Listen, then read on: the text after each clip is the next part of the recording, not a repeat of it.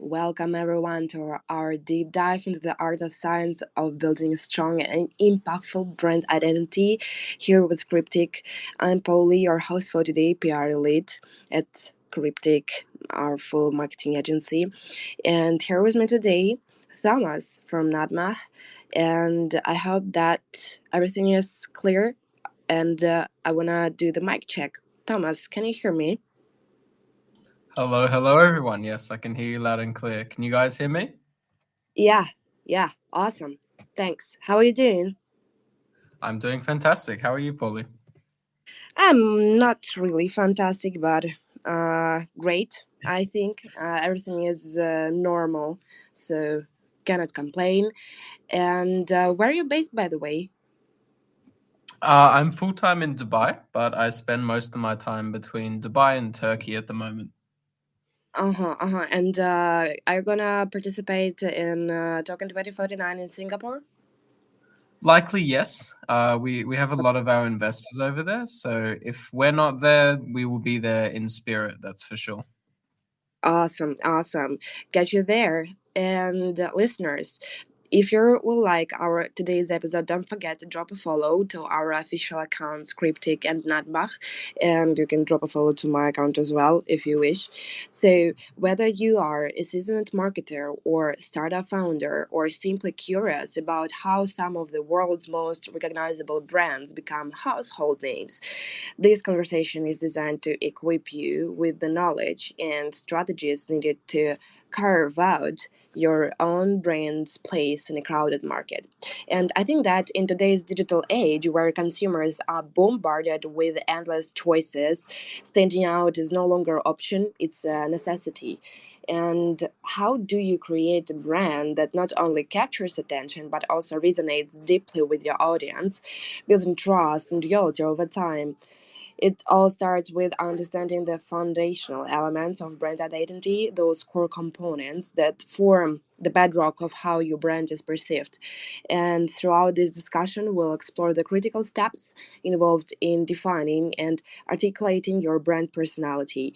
And we will uncover the pivotal role storytelling plays in shaping a brand's voice.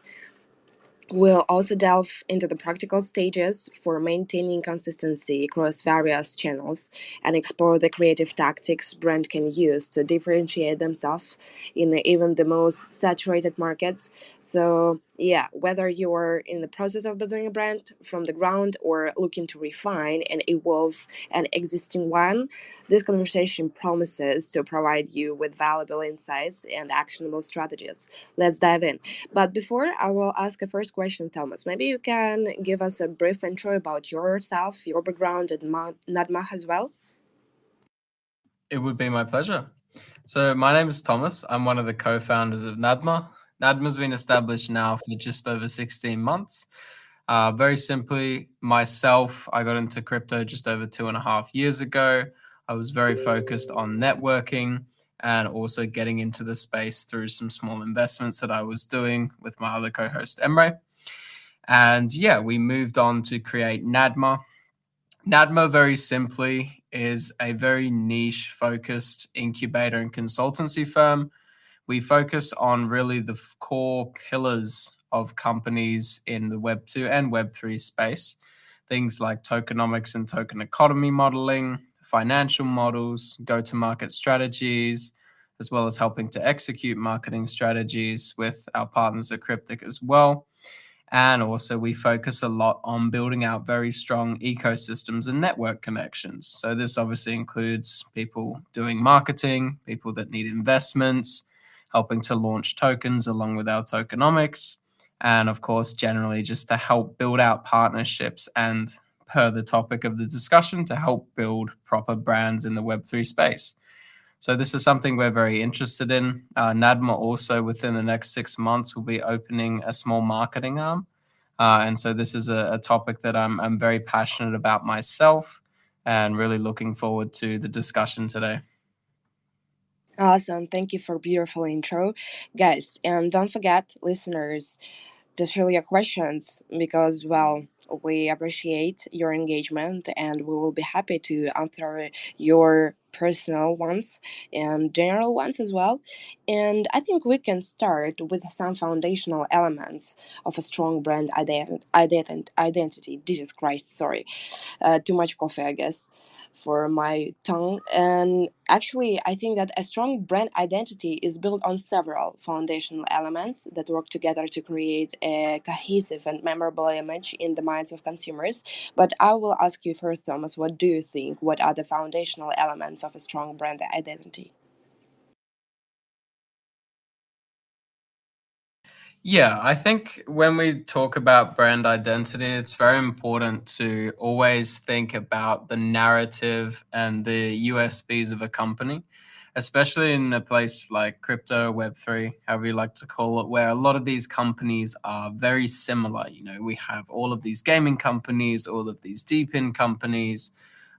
We saw it the most, of course, when AI came out. And, you know, these companies are trying to emerge as a leading company amongst a sea of companies that are using the same keywords, using the same branding. They all really look the same to us and to their investors as well. So I think in especially the Web3 space, building a brand is something that is very, very key, not only to establish your user base, but also to establish your reputation. Because if you ruin your reputation with one small thing in crypto, then it is very, very hard as a founder and very hard as a company to get that back and to get your user base back, because trust is not a thing that is shared around very often in crypto, unfortunately.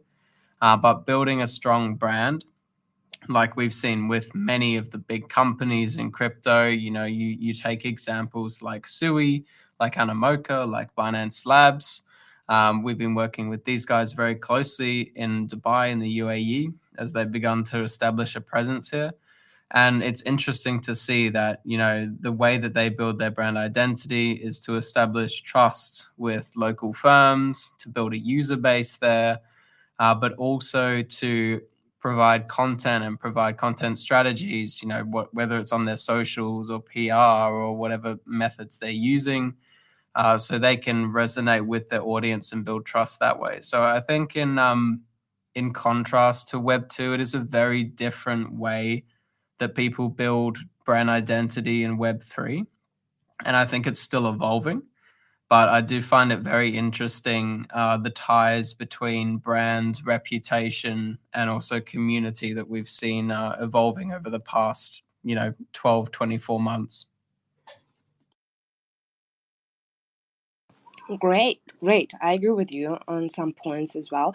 And networking is, of course, one of the main here. But, well, I think that the first element in the brand's core are values, which define what the brand stands for and what it believes in. Like these values should resonate with the target audience and reflect the company's mission and vision. And the visual identity is another crucial element, including the logo, color scheme, typography, and overall design aesthetic. And this visual aspect is what consumers often recognize first. And it should be consistent across all platforms and materials. So the brand's voice and tone are also essential components, as I think. These define how to brand communicates with its audience, where it's formal, friendly, playful, or authoritative. And this voice should be consistent and aligned with the brand's values and the expectations of its audience. So the brand's unique selling proposition (USP) is another key element. I think everyone been taught in universities about this unique selling proposition. Um, the expectation of its audience. So this could be unique product feature, exceptional customer service, or a particular brand philosophy. And additionally, the brand story plays a vital role in shaping its identity. Everyone want to see a story, how one person can become a millionaire, for example, from nowhere, or other narrative as you wish. Choose yours, and this is a narrative that explains the brand's origins, purpose, journey, making it relatable and engaging for consumers. And a well crafted brand story can foster a strong emotional connection with the audience. Just don't forget about that. And of course, lastly, customer experience is a critical element, but it's kind of a basic thing. You need to understand it while doing any kind of a business. Every interaction a customer has with a brand, from purchasing a product to customer service, should be reinforce the brand's identity and values, of course. How can a company effectively define and articulate its brand personality? What do you think, Thomas? Yeah, I really like this question because actually before I was in crypto, I was in product design, product and graphic design. So it's always something that is mentioned a lot in design is like, what do these colors convey? What does this brand convey? What does this logo convey? I think less people care about it in crypto, which is a little bit sad, but it is a very important thing because when someone logs on, like, we're all virtual people. So everyone logs onto your websites and all the platforms are there, your dApps, your wallets, etc., your games. So every experience that you have that way is going to affect what people think about your brand identity. So I think really it's so important, especially like even from a user experience, that the UI is catered towards, what people are thinking of you, right? If you have like light colors, pink and blue in your logos, it should convey a sense of, comfortability, not being hostile. So when you go through the process of signing up, it should be easy, it should be smooth, it should be like very self-explanatory, which is something I think that quite a lot of websites have. There's some really good ones that we've seen that are able to convey their brand identity across that. Obviously, when you're starting off a company, the best thing to kind of do is like, you set up a mind map. You look at what are we actually doing with this company? What are our values? What do we want people to think of us? What are going to be like our keywords for that brand identity? And then once you kind of get that, obviously you can work with, someone who's experienced in that kind of design and emotional design, or you can kind of just do it yourself. I find if you do it yourself, it has a bit more personality. Even like with Nadma's design and everything, originally we pulled that all just from the words that we wanted to convey. And we're very happy with it. And we try to do the same for our portfolio companies as well. But yeah, I think just it's a slow process and it's got to be taken very well. And you see that quite a few companies change their brands multiple times. That can be a good or bad thing, but always if you're able to pin down your brand identity on the first try, then it will enable you to, as Paulie said, also to kind of build that story, to build that narrative, because that's something that's not only important for your users or your partners as well, but also for people like your investors, people that are looking at your company from the outside, and they can kind of see the start point, the end point, and what you've achieved throughout that, just from something as simple as like your pitch deck or your logo or your website. So yeah, it's always got to tell a story, but it's just kind of about how you get to that story as well. Yeah, agree. And well, I think that defining and articulating a brand's personality, of course, requires a deep understanding of brand's core values, mission, and target audience. And the process, from my point of view, begins with just identifying the brand's core values as well, of course, as I said before. And understanding the target audience is also vital. So the brand personality should resonate with audience preferences, values, and lifestyle. Conducting market research and creating detailed customer personas can help in this regard.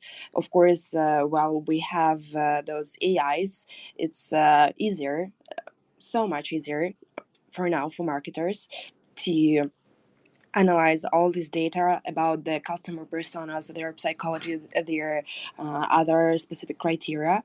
And the company should also ensure that the brand personality experience, from the website design to customer service interactions, and every aspect should reinforce the brand personality.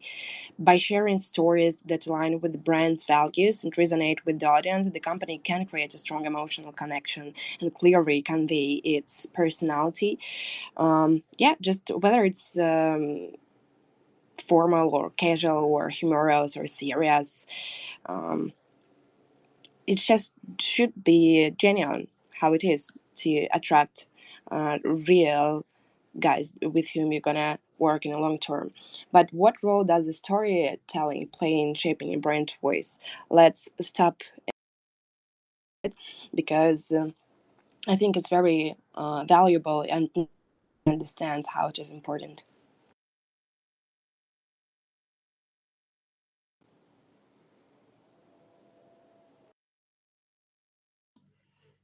Yeah, sorry. Could you just ask the question again? My Wi-Fi cut in the very last Yeah, second.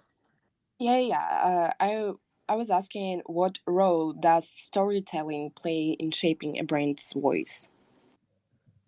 Yeah, I think it kind of goes hand in hand, to be honest. Obviously that it kind of plays the point of the narrative, right? You can take it from this perspective. So we had two companies, two AI-based companies in trading that were pushing for investments, right? Both raising about 3 million. They pushed to investors. They both had a blurb, both had decks, both had, you know, equally nice branding. And the one that got the most investments, like we're talking the difference between 100K and 2.5 million, the one that got the most attention from investors was the one that had a narrative. So they not only knew how to pitch their project, but they knew the story of the project. So they basically identified, as every good product should, they identified a niche in their market. They identified the problems within that niche. They picked their users from that problem within that niche, of course. And then they moved on to create a product that would not only solve that solution, but also cater towards that niche. So at the end of that process, they came out with a product that was not only serving their customers, but also serving the community.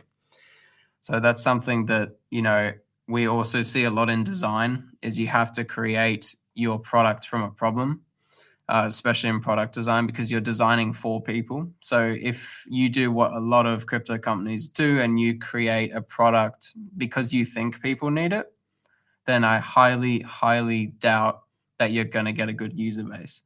Because if you're not like constantly engaging with your users, you're like, oh, guys, do you like this? Like, is this actually what you're looking for? Is this helping you?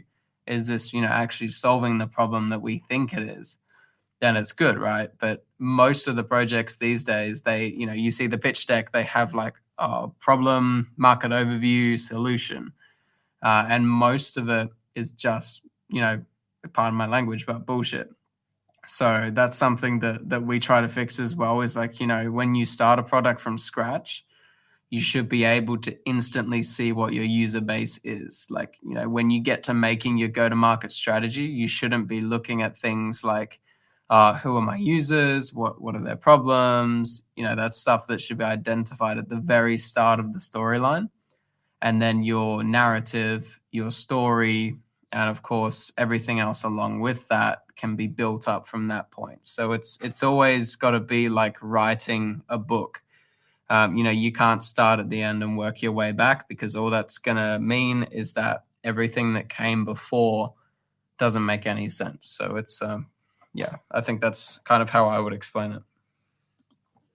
Mm-hmm. So, still, storytelling is a powerful tool in shaping a brand's voice because it allows the brand to communicate its values, mission, personality in a way that it is engaging and relatable. And through storytelling, a brand can create a narrative that resonates with its audience, like making the brand more memorable and meaningful. A well crafted story can highlight the brand's origins, challenges, successes, and even the helps to humanize the brand and build emotional connection with the audience. And I think that storytelling also helps in differentiating the brand from its competitors. By telling a unique story that reflects the brand's mission, the brand can stand out in the crowd market, which is hard right now. The story should be consistent with the brand's voice, tone, whether it's serious, humorous, or inspirational. You choose it. This consistency helps in reinforcing the brand's identity and making it easily recognizable. So, Moreover, storytelling allows the brand to communicate its USP, of course, in a way that is compelling and engaging. Instead of simply stating the features and benefits of product or service, the brand can weave these elements into a story that captures the audience's attention and imagination, which is very vital. This makes the message more impactful and memorable. Storytelling is an effective way to build. By sharing authentic stories that reflect the brand's values, the brand can demonstrate its commitment to its customers or build a loyal following.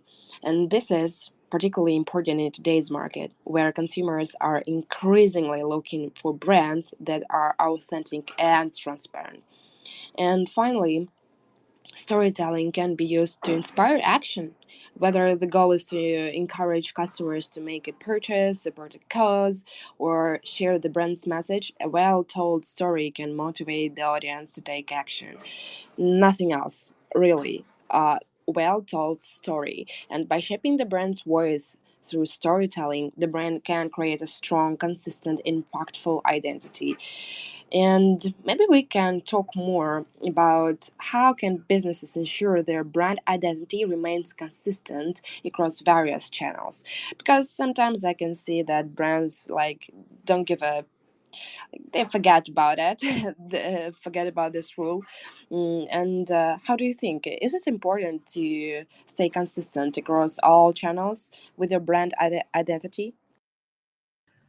Yeah, I think it's very important, especially if you're following, like the recent trends with companies where they've been focusing, maybe not as much recently, but over the past like few years, maybe 3 years, a lot of companies, even in Web3, were focusing on sustainability, trying to be more eco-friendly, trying to be more diverse, being accepting of different cultures, different races, all these things we've had throughout like the past 3 years, which I think are fantastic for brands. They helped a lot with adoption of new user bases and also new geographical spaces as well.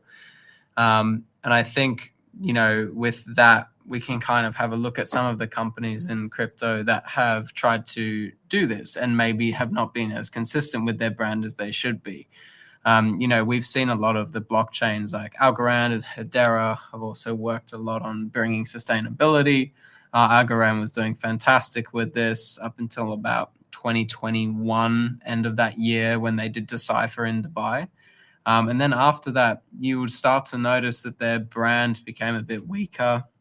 Not only them though, a lot of other companies they were also working with, and some outside of that sphere were having the same issue where they were trying to change a bit of their identity, I'd say. And in that fact, they kind of lost what made them unique. And now, if you look at the projects or what our brand's doing, you can't really see that same thing. And I think that happened with a lot of companies. It happened a little bit also during COVID when some companies didn't have, the budget or the means to extend their brand identity past what they thought it could be. But yeah, I think like, especially in Web3 where there's a lot of fake marketing, talking around the KOLs that some companies work with that aren't very consistent in terms of messaging, or sometimes twist the narrative a little bit. It can be difficult to maintain a brand identity, especially, once your company becomes bigger and bigger, you'll have more channels, you have more users, more eyes on you, which makes it much easier for people to poke holes through your brand. And what I mean by that is, you have this kind of facade always when you're building a brand. And if people crack that, or if people, make mean comments about your brand and stuff, it can usually tear down brands. But a strong brand identity, it's always consistent across multiple platforms. You have to be able to be in touch with your users, moderate it from the inside, and obviously assure that anything that goes out about your brand is keeping in line with everything that you're doing. So I think like, internal management is one of the bigger things, managing the people that you're working with for marketing, especially whether it's, companies, whether it's KOLs, whether it's your social media managers. These things are also really important. But yeah, it's at the core of it. If you build your brand identity from the true values of your company, then you shouldn't have too much of a problem to continue building that over time. But yeah, a lot of companies in crypto usually just have this issue because they don't build their companies off like true values. It's usually just off hype. For example, like the entire meme coin craze that went down, which, as we can see now, has just kind of disappeared from the markets. Yeah, I saw that too.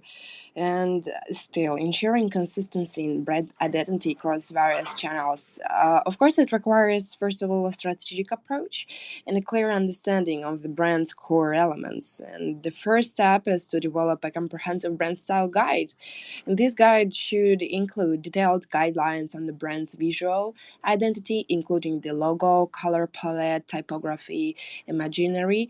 So it should also cover the brand's voice and tone, outlining how the brand should communicate across different platforms and scenarios. This guide serves as a reference for everyone involved in creating content or representing the brand, ensuring consistency across all touch points. And another key aspect is training and educating employees. Everyone involved in marketing, customer service, and any role that interacts with the public should be familiar with the brand's identity and how to represent it consistently. This includes understanding the brand's values and other core elements, which we point out several times already. And regular training sessions and updates can help keep the team aligned and aware of any changes or updates to the brand identity. Just a very vital point. Founders don't forget about that. And I think that centralizing content creation can also help in maintaining consistency. Like by having a dedicated team or individual responsible for creating and approving content, businesses can ensure that all materials adhere to the brand guidelines. And this centralization can also help in maintaining a consistent tone and message across different channels, from social media to email marketing and advertising. I think that feedback loops are also crucial. Like encourage customers and employees to provide feedback on how the brand is being represented, and this feedback can be invaluable in identifying inconsistencies and areas for improvement. Mm, Maybe the last thing I'm gonna mention is adoption and flexibility are key, but it's kind of in any kind of a process. While consistency is important, it's also crucial to adapt the brand identity to fit the context of different channels without losing the core elements. And this might involve slight modifications, just slight modifications in tone or visuals to better suit the platform while maintaining the overall brand identities. Mm, Maybe we can discuss what kind of a strategies founders use to differentiate a brand in a crowded market, because it's hard when even if you have very unique selling proposition, uh, you still have to somehow differentiate your brand. And it's kind of complex thing.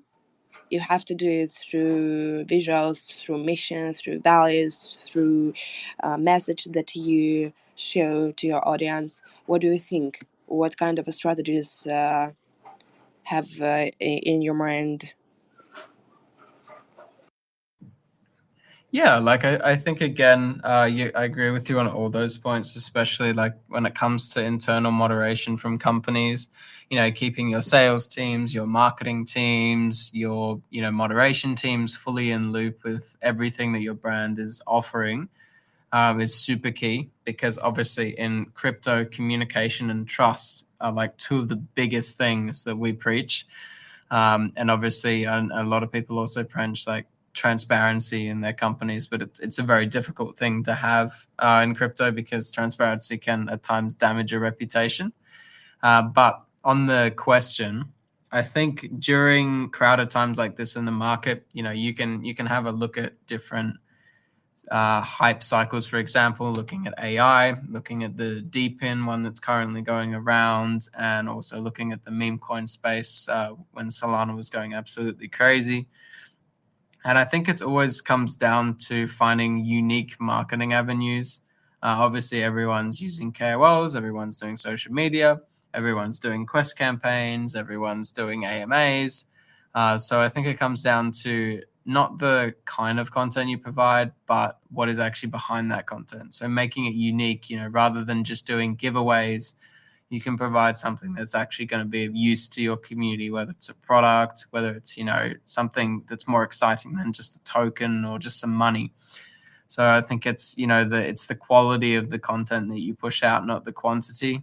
We even had some companies we were working with that were wanting to do, like countless AMAs, pushing out PR every second day. And there is such a thing as overuse of marketing when your community becomes tired of it.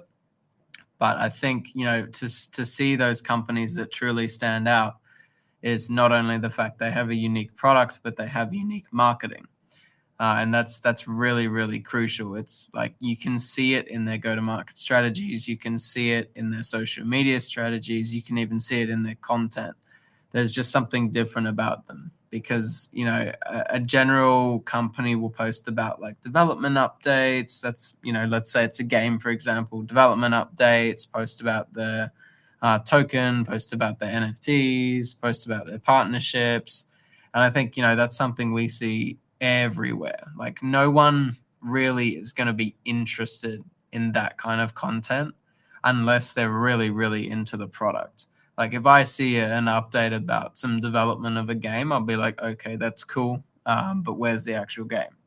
So providing not only like what your community wants, but also providing like, real content in real time is something that's I think missing from Web3, but we do see it in these bigger companies. And it's quite ironic that the more strong a brand and a company becomes in Web3, the more traditional their marketing becomes.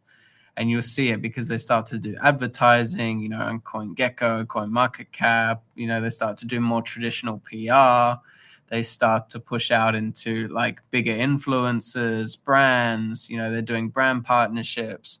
So those are also unique things to some of the bigger companies in crypto.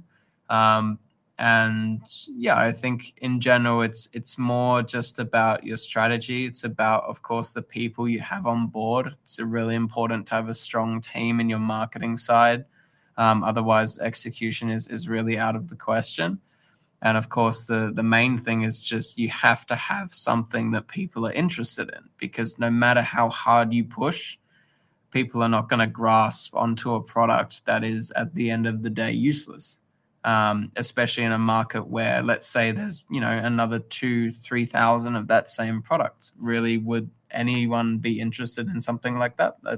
I just don't think so.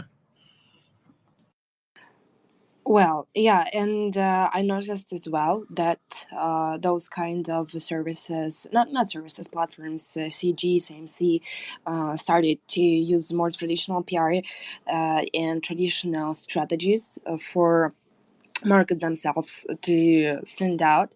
But the competition for brand recognition has never been more fierce, I think. And digital native newcomers are using tech savvy, direct to consumer approaches to enjoy unprecedented ease of entry. But, well, I think that there is still a framework for success. And the first step to becoming more differentiated is to take an honest look at your current strategic and operational performance. So, your company probably falls into one of four groups. First, differentiators have both a differentiated brand strategy and effective operations. Second, visionaries have differentiated strategies but fall short on operations. Doers have effective operations but are in need of cultivated strategy. And hopefuls, just my kind of a category. I need both a differentiated strategy and effective operations. And to find out which group your brand is in, evaluate your strategic and operational performance separately. Give yourself a ranking for each using a scale of 1 to 4, in which 1 equals basic capabilities and 4 equals differentiated capabilities. Well, there is a pause to brand differentiation and thriving as a differentiator, and depends on whether your company is currently hopeful, doer, visionary, differentiator, blah blah blah. And there is an evidence that differentiation matters. Um, well, I used this framework to assess the performance of 20 well known consumer brands. I did my kind of a research recently, and the median 5 year compound annual growth for differentiators exceeded that of all other groups at 10%. So, guys, stand out. And well, mm, differentiating a brand in a crowded market requires a clear understanding of what makes the brand unique and the ability to communicate that uniqueness effectively. One of the most important strategies is to identify and articulate the brand's USP. And of course, understanding the target audience is also crucial. Innovation is another key strategy, like brands that continually innovate, whether through new product services or ways of engaging with the customers, can maintain a competitive edge. And this could involve leveraging new technologies, exploring new markets, or finding creative ways to enhance the customer experience. Brand authenticity is also important. In a crowded market, consumers are looking for brands that are genuine and transparent. By staying true to its values and mission, and show that you're staying true to your values mission, brand can build trust and loyalty with its audience. But how can customer feedback be used to refine and evolve a brand's personality and voice? We at Cryptic always assemble feedback loops from the partners, from clients, you name it, so we can understand, like, do the checkups with the reality. And what do you think about this one, Thomas?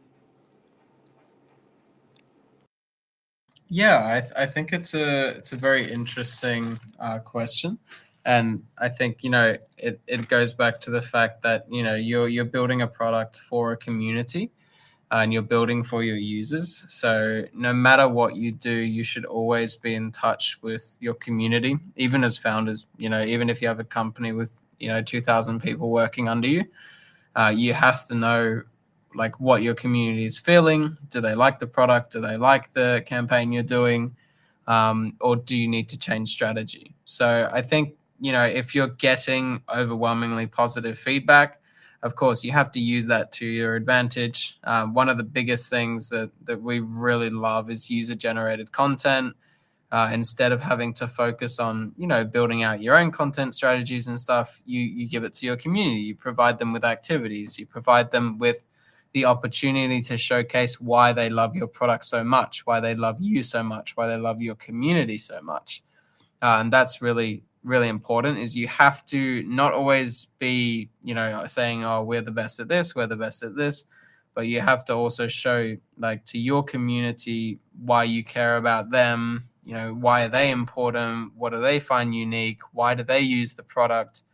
Because real life use cases and user generated content is by far, one of the top three, if not the top form of marketing, because you're not only showcasing your product, but you're showcasing that you have real people behind that product that support you, that use the product, and that is usually one of the best conversion rates, right? Which is I say it like mouth to mouth, or whatever you call it, word of mouth. Sorry. And word of mouth marketing is by far, even for NADMA, has been our strongest form of getting clients and making community, because people say, oh, you guys have worked with NADMA. Oh, you guys have worked with Cryptic. Oh, we love those guys. We want to work with you. And it's not even based off like what they know about us. It's just the fact that they trust us. So I think if your community trusts you in the long term, then it essentially makes your brand indestructible to a certain extent. And I think that is one of the most powerful things. So I think never underestimate your community. Never take them for granted, because they are people just like you, and they use these products just like you. So I think at the end of the day, it's something that you really have to resonate with them and care for them. And in the end of the day, that is pretty much the core to growing your community in the long term as well. Yeah, guys, never underestimate your community because, well, customer feedback is a valuable source of insight for any brand, but especially for those who want to create a distinctive and consistent brand personality. And of course, brand personality is a set of human traits and characteristics that your brand communicates to your target audience. And by listening to what your customers, clients, partners say and feel about your brand, you can refine your brand personality to align with their expectations, preferences, and emotions. And of course, first of all, you need to identify your current brand personality. Like, this is just the first step. You can use various methods to collect customer feedback, such as surveys, interviews, reviews, social media, or online forums. And you can also use tools like the brand personality spectrum or the brand personality dimensions to analyze and categorize your feedback into different traits and attributes. For example, you can see if your brand is more sincere, exciting, competent, or sophisticated or rugged, and how it scores on each dimension. Then evaluate your brand personality fit. It's the next step. You can ask yourself questions like: does your brand personality reflect who you are and what you stand for? Does it differentiate you from the competitors and attract your ideal customers? You can also use customer feedback to identify any gaps or inconsistencies between your brand personality and your brand performance. For example, you can see if your customers are satisfied, loyal, engaged, or advocates of your brand, and define your desired brand personality. It's the third step. You can use customer feedback to understand what your customers value, need, and want from your exact brand, and how you can meet or exceed their expectations. For example, you can see if your customers are looking for innovation, sustainability, or social impact from your brand. And of course, the fourth step is implementation. Implement your brand personality across all your brand touch points, which we already point out a little bit earlier, guys. You can use customer feedback to test and validate your brand personality and make adjustments as needed. You can also use customer feedback to measure and monitor your brand personality impact and performance. You can see if your brand personality increases your brand awareness, recognition, preference, or advocacy. It's a powerful tool, customer feedback, to refine your brand personality and create a stronger connection with your customers. And by listening to your customers, and aligning your brand personality with their needs and wants, you can create a brand that stands out and resonates and delivers in one time. Maybe we can look through some comments here. Thomas, I can see that a lot of people are chilling right now. Don't you mind if I will find two questions from the comments and we will discuss them live? Yeah, that sounds like a fantastic idea. Awesome. So I can see one of the interesting questions here from Mustafa. Um, mm, what are some effective strategies for crypto projects to create brand awareness and stand out in a crowded market in comparison with traditional ones? Let's compare crypto world and traditional ones. Mm, yeah, very, very good question, actually. Yeah, again, like comparing traditional and Web3 marketing is a big thing that we constantly look at, especially with these big crypto companies. Because as I said, the larger a company gets, the more they revert to traditional marketing. I think it's just due to the fact that Web3 marketing at the moment doesn't have the capacity, or at least most people that execute Web3 marketing don't have the capacity to get to that level. It's a very hard job. So I think when we look at, trying to stand out in traditional marketing, there's a lot more ways for people to actually get their brand out there. We have like everything from stronger events, stronger PR, stronger influencers, brand partnerships, advertisements. There's a lot more sources and a lot more uses for content like that as well. Additionally, there's obviously more content that brands like that can produce. And usually that also means that they have a larger audience, which is true. Web3 is still in its bubble. There's a lot of us, but it's still isolated mostly from the outside world. And I think, that's something that will improve over the coming years, but still the traditional market has that advantage in terms of having more people, which means, more market presence, more users, more influencers, more, everything in terms of resources. So that's why it's usually a little bit easier to build a brand traditionally. Still, it's not easy. It's still the same process, trial and error, helping your community, building a brand from nothing. It's never been an easy process. You can watch all those brand stories from Coca-Cola and McDonald's and everyone that has built a brand from scratch. It's never been something that's easy.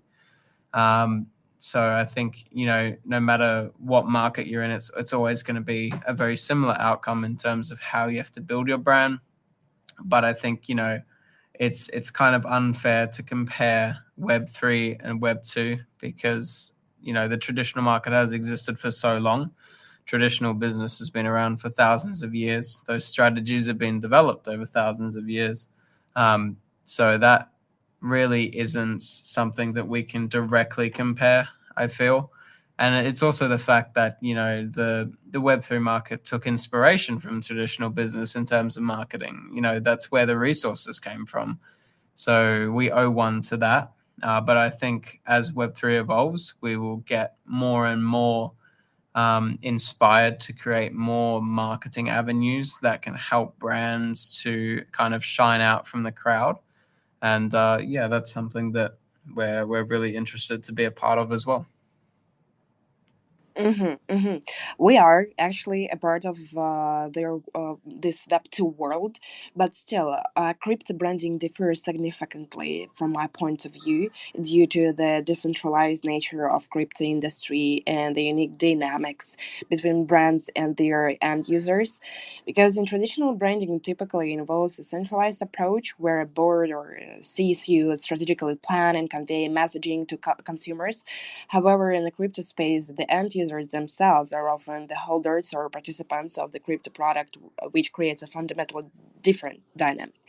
So, unlike traditional branding, crypto branding operates with this decentralized ecosystem where the community plays like more pivotal role. Maybe it's kind of the only one thing that I wanted to mention, and would like to go to another one question from our listeners: how we can balance global brand consistency with local market nuances, from Joshua. Yeah, I think that's a very wide scoping question. Obviously, at the moment, like when it comes to crypto, we see a lot of companies focusing on multiple markets. So, for example, we have a lot of companies at the moment that are working in Turkey, that are working in Europe, Asia, and GCC, or MENA region, Dubai. These are, like the four strongest regions, at least we've seen in terms of amount of traffic. There are a lot more regions that are also very strong, that people have been trying to penetrate in for a long time. There's other industries as well that people are not too familiar with and trying to penetrate into, like India, Pakistan, Africa, South America. So these industries also are very strong in crypto. Actually, some of them are a lot stronger than Dubai, even though people think that Dubai is kind of like a networking hub, which is partly true.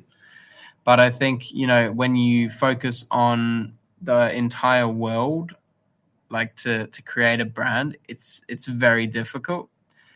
People have different needs, people have different wants, people have different cultures, different religions, and you have to be careful of that. And you also have to be mindful of the way you create content towards those people. So if you're focusing on Turkey, it's going to be a very different market than Asia. So I think that, if you create your product towards the niche market that you're focused on, for example, let's say you're doing trading. So Turkey is going to be your main focus. You're focusing on, a certain niche, let's say 16 to 25-year-old men and women that are doing trading. So that would be your niche. And then eventually, once you kind of get your market built there, your community built there, you can obviously expand. Um, that would be the usual strategy. If you're a company that has larger aspirations and you want to approach from a multifaceted geographical scope, then I think, approaching regions that have similar qualities or similar people would make the most sense. So, if you're approaching such a wide area like Asia, maybe you're approaching Vietnam, Philippines, Japan, Korea, Thailand. All of these places have gigantic traffic in crypto, and you could cater your content towards them, build different communities, and obviously do your content willingly. So I think, it really depends on the scope of your product. But I've seen a few different strategies in terms of how people attack marketing geographically, and it's always interesting to see. Yeah, agree with you. And actually, I think that it's interesting um, sentence here, like go global but think local. Adapting your brand for global audiences is no small task, and some companies attempt a method of little change, simply translating materials, overlooking visual elements, and hoping that their brand image will resonate abroad. But this can be problematic, especially if brand elements like certain colors, symbols, or images don't carry the same meaning among international audiences. But on the other hand, changing your branding materials significantly for each new market is a huge drain on resources and time. So before you know it, your brand essence is diluted, veering away from your core truth. When launching any global branding efforts, consider the following: know the non negotiables. It's crucial to be clear on the brand's non negotiables. These elements are central to your core values and company vision, um, mission, brand look, logo, intended tone, and so on. Then hone in on adaptable elements. Once non negotiables are established, you can then work to identify branding elements that are adaptable for global or local audiences. What works in one country won't necessarily resonate in another. And the goal is to give your target audience something that looks like it was created just for them in their language, which will set you apart from your competitors in that country while remaining true to your brand. So I think it's interesting to use Rule 60/40. Retain 60% consistency globally and allow 40% to be adaptable for local markets. This means knowing your brand's core values and key design elements that you can stay true to what matters most of your brand globally, the 60%, while meeting audiences on their level through adapted imaginary, messaging, local relevance, the 40%. Maybe I'm wrong, but just some my thoughts on how we can use those kind of strategies. And well, global branding service many must-haves. I think you should know it before you engage with a marketing localization partner to handle brand management efforts. Look at their service toolkit for these industry standard offerings to minimize redundancy and maximize your dollar. So, glossaries, consistent taglines, product names, key terms across all your brand assets are a key element of brand recognition. Translation memories, tone of voice guides. And I think that building a global brand takes time, and in order to find success, it's also require investment, particularly with the in-country linguists and specialists who know how to hit the right note abroad. And the right partner will help you to identify similarities between markets, for sure. Okay, great. I think that we have left not really a lot of time for our episode here. So I suggest we explore the last question from our agenda. Let's explore the common pitfalls to avoid when building a brand identity and then wrap up the space. Yeah. By pitfalls of a brand identity, do you mean in terms of like the process, or maybe like some problems that companies would face? Let's point out like some challenges or mistakes that should be avoided to have a more um, resonatable brand identity. Okay, perfect. Yeah, I think one of the simple ones I mentioned before, which is obviously like making too many changes to your brand identity. Obviously, that can be quite damaging in the long term. Another one, obviously, is not fully utilizing your community, not utilizing their feedback. That can lead to obviously, basically, your community liquidating, and you lose all of your users and all of your revenue. That would be, by far the worst case in terms of your brand getting destroyed. I think is also, sacrificing your brand for money or sacrificing your brand for something that's not actually going to last long term. This is something we see a lot in crypto, and it's never worth it. It's always for the short term, and it always damages everything that you built. But I think it's always about the process. So I think you have to have careful planning and consideration whenever you start a brand. And obviously, that means having the right people by your side to support you, to help write that strategy, and obviously also execute it while you're doing that. So I think there's always going to be a few issues when it comes to how you build your brand strategy. But at the end of the day, it's really looking at, who you're building it with, how you're building it, and also how it's executed.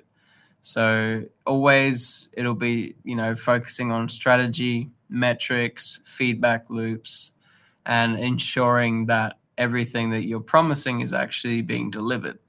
And I think that is, one of the main problems that we see with brand identities in the space, but something that I think for sure is improving with the current projects coming out now. Yeah, agree with you. And let me add some of my thoughts as well, because um, I've seen a lot of different kinds of mistakes that people do about building their brand identity and brand as a whole. And one of the most significant mistakes is inconsistency, as you said. Just want to note that one more time. Brand identity needs to be consistent across all platforms and touch points to be effective. Inconsistent use of logos, colors, messaging, or tone can confuse customers and dilute the brand's impact. And to avoid this, it's essential to develop and adhere to a comprehensive brand style guide. Well, overcomplicating the brand identity is another mistake. While it's tempting to create a complex and intricate identity, simplicity often works best. And brand identity should be easily recognizable and memorable. Overloading it with too many elements can make it difficult for customers to understand and relate to the brand. So focus on a few key elements that effectively communicate the brand's essence. Copying competitors is not a pitfall to avoid. While it's essential to be aware of what competitors are doing, the brand identity should be unique and original. Simply mimicking a competitor's identity can make the brand appear unoriginal and fail to differentiate it in the market. So instead, focus on what makes the brand unique and to emphasize those aspects in the identity. Well, lastly, not evolving the brand identity over time can be a mistake. While consistency is crucial, it's also important to periodically review and update the brand identity to ensure it remains relevant and aligned with the brand growth and changes in the market. So, stagnation can lead to disconnects with the audience and make the brand appear outdated. And I think it's time for to wrap up a space, to wrap up our exploration of brand identity for today. It's clear that creating a strong and enduring brand requires more than just a clever logo or catchy slogan. It's about building a consistent, authentic, relatable presence that connects with your audience on a deeper level. And we have discussed the essential elements that lay the groundwork for brand identity, from core values to visual identity, how each component plays a crucial role in shaping how your brand is perceived. Articulating a brand personality that truly resonates with your audience involves not just knowing who you are as a brand, but also understanding who your audience is and what they value. storytelling emerged as a powerful tool in this process, giving life to your brand's voice and helping to create a lasting emotional connection with the customers. So, um, we've touched one of the importance of adapting your brand's voice to different cultural contexts without losing sight of your core identity, balancing act that can open up new opportunities in global markets. And Thomas, maybe you have some final thoughts for our listeners, final advice maybe, or you want to share some updates on Nadma at the end? Yeah, I think all the points have been really well touched on, and I think always something that we look forward to is helping to build more of these brands along with Cryptic. That's kind of what we always love to do. Is wherever we find our weaknesses, we always have partners that are always strong to fill those gaps. And obviously helping to build brands has been something that I've learned through our partners, along with Cryptic, of course, helping us with that side. So I think, in the future, I look forward to building these kind of companies and building these kind of narratives with the companies that we work with. And really, the pieces of advice that I've given throughout this talk are mainly summarized in, caring for your community, building a proper storyline, and obviously, making sure that all of the data that you collect, all of the feedback that you get is actually utilized within that. So I think that's my main three important points. But yeah, I think it comes down to creating a properly unique product and then just executing the marketing as transparently as possible. I agree with you. Thank you for your thoughts. Thank you, Thomas. And as you move forward, guys, with your brand efforts, remember that building a brand is an ongoing process. It requires not only creativity and strategic thinking, but also the willingness to adapt and evolve in the changing landscape. By staying true to your brand's core values and consistently engaging with your audience, you can build a brand that not only stands out today, but also remains relevant and respected for years to come. Guys, thank you for joining us on this journey into the world of brand identity. And we hope you live inspired and equipped to take your brand to new heights. I want to extend a huge thank you to Thomas for participating in this episode with Cryptic. Thank you so much. It was a pleasant talk, and I hope that we could host more episodes like this. Yeah, just thank you. And it was Pauli from Cryptic, PR lead here, signing off. Wishing you only the best. Stay curious, stay informed, and of course, build your brand identities that gonna stand out in this crypto market. Thank you, guys. Have a good rest of the day, and ciao, ciao. And ciao, Thomas. Bye bye. Thank you, Paula, and thank you everyone so much. Hope you guys learned something, and looking forward to our next AMA. True, true. And listeners, don't forget to drop a follow to Cryptic, to Nadma as well. And of course, we're gonna choose some winners soon for the best question that you shared today in the comments. Thanks, guys. Have a good rest of the Sunday. Bye bye.